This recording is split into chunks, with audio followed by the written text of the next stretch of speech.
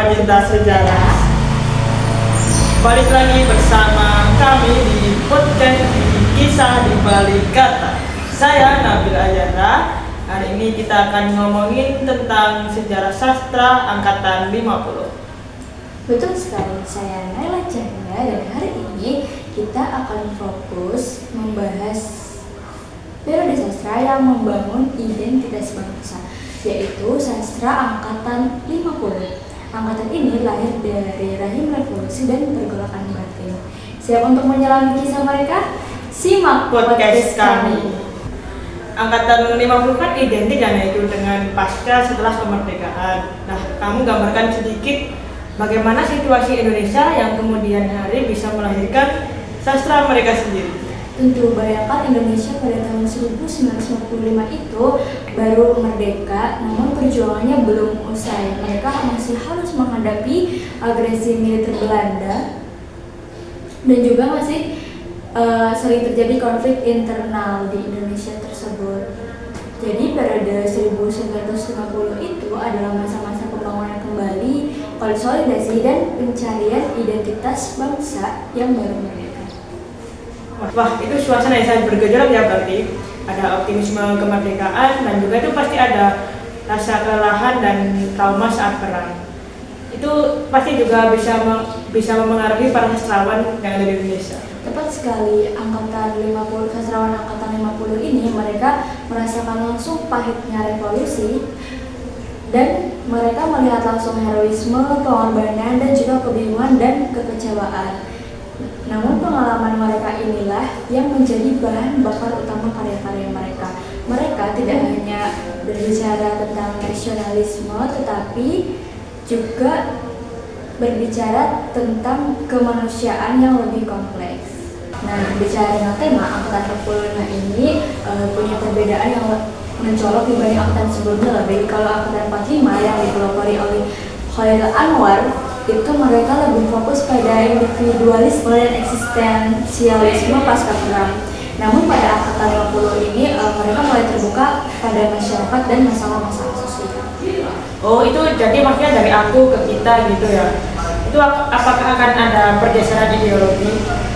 Betul, kalau angkatan 45 ini cenderung anti politik dan mereka fokus pada pembebasan pribadi. Namun angkatan 50 mereka mulai melihat ke masyarakat dan menunjukkan kepedulian sosial yang lebih besar. Mereka sadar bahwa kemerdekaan fisik itu tidak serta-merta menyelesaikan masalah kemiskinan, ketidakadilan, dan kesenjangan. Oh, jadi itu semacam panggilan jiwa bagi para sastrawan untuk bergabung dan berkontribusi dalam pembangunan bangsa, tetapi melalui karya sastranya. Mereka tuh melihat sastra itu sebagai alat perjuangan nggak sih, Nek? Iya, banyak dari mereka itu berpendidikan di luar negeri atau terlibat langsung dalam organisasi politik dan kebudayaan. Nah, itu membuat pandangan mereka lebih luas dan terbuka terhadap berbagai ideologi termasuk humanisme universal dan kadang sosialisme. Mereka ingin sastra menjadi cermin realitas sosial, bukan sekedar pelarian. Kalau mendengar angkatan 50 tuh tokoh siapa yang muncul dalam benakmu? Dan karya sastra apa yang kita baca sih, Nek? Ada beberapa nama yang tidak bisa dipisahkan dari angkatan 50. Pertama itu Pramudia Anantatur. Beliau sebagai raksasa sastra Indonesia yang karyanya sangat kental dengan realisme sosial dan kritik terhadap kekuasaan.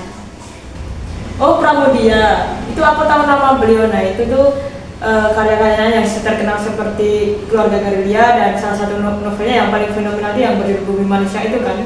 Ya, Keluarga Gerilya adalah salah satu contoh bagaimana ia menggambarkan dampak revolusi terhadap keluarga dan kemanusiaan. Terus ada juga tuh N. Hadimi, karyanya sangat kental dengan perempuan dan keberanian individu.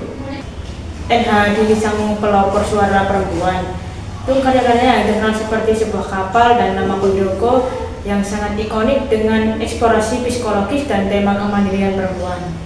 Ya, lalu ada juga Motingan Bosjo yang terkenal dengan cerpen-cerpennya yang menyoroti realitas masalah sosial kelas bawah, dan juga Aji Prasetyi yang banyak mengulas tentang budaya dan tradisi Sunda, sekaligus seorang kritikus sastra yang produktif. Kita juga tidak bisa melupakan W.S.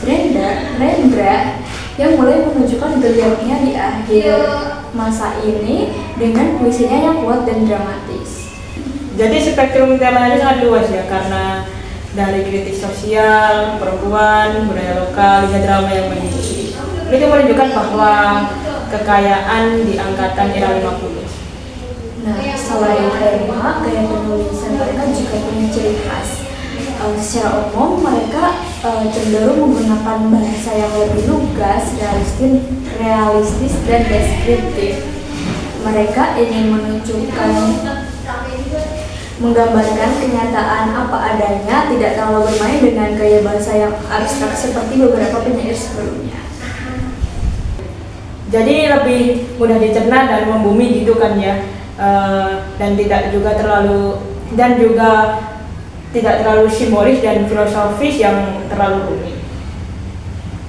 Iya, bisa dibilang begitu. Mereka ingin pesan mereka tersampaikan ke masyarakat luas dalam bentuknya cerpen atau cerita pendek yang menjadi genre yang sangat populer di angkatan 50. Oh, jadi cerpen itu adalah kanal yang paling efektif untuk menyuarakan pikiran pada saat di tengah dinamika sosial saat itu. Iya, seperti itu. Selain cerpen, novel juga mulai menunjukkan perkembangan yang signifikan, terutama setelah munculnya karya-karya yang membahas isu-isu politik secara lebih mendalam. Dalam puisi mereka pun, meskipun tetap puitis, tetapi lebih cenderung ke naratif dan melibatkan realitas sehari-hari. Setelah melewati masa-masa yang penuh bergejolak ini, warisan apa Casina yang terpenting bagi sastra Indonesia? Warisannya sangat besar. Pertama, mereka berhasil menempatkan sastra sebagai bagian integral dari pembangunan bangsa. Sastra tidak lagi hanya sebagai hiburan, tetapi alat untuk kritik dan refleksi. Oh, jadi sastra itu sebagai agen perubahan ya? Betul. Kedua, mereka memperkaya khazanah tema dan gaya sastra Indonesia. Dari yang awalnya sangat fokus pada individualisme atau nasionalisme, mereka mulai membuka pintu eksplorasi isu-isu kemanusiaan universal. Mereka juga mengukur penggunaan bahasa Indonesia yang baik dan benar sebagai medium sastra. Ini pasti memengaruhi para sastrawan setelah mereka kan? Sangat mempengaruhi pada sastrawan angkatan, terutama pada angkatan 60-70, terinspirasi oleh keberanian dan kepedulian sosial para sastrawan angkatan 50. Mereka membangun fondasi bagi tradisi sastra yang kritis dan relevan dengan zamannya. Meskipun karya mereka sempat dibungkam pada masa Orde Baru, namun kini mulai diakui kembali dan menjadi mahakarya. Jadi bisa kita simpulkan bahwa angkatan 50 ini bukan hanya sekedar kumpulan penulis, tetapi sebuah gerakan sastra yang lahir dari semangat revolusi dan kepedulian terhadap kemanusiaan. Mereka menjadi jembatan yang menghubungkan antara sastra prakemerdekaan dengan sastra modern Indonesia. Sebuah periode sastra yang menunjukkan bahwa sastra itu adalah cerminan sekaligus pembentukan zaman. Jadi kita bisa belajar banyak dari karya-karya mereka untuk memahami diri kita serta memahami masyarakat di sekitar kita. Baik, terima kasih telah mendengarkan podcast kita. Sampai bertemu kembali Di Kisah di Balik Kata. Sampai jumpa.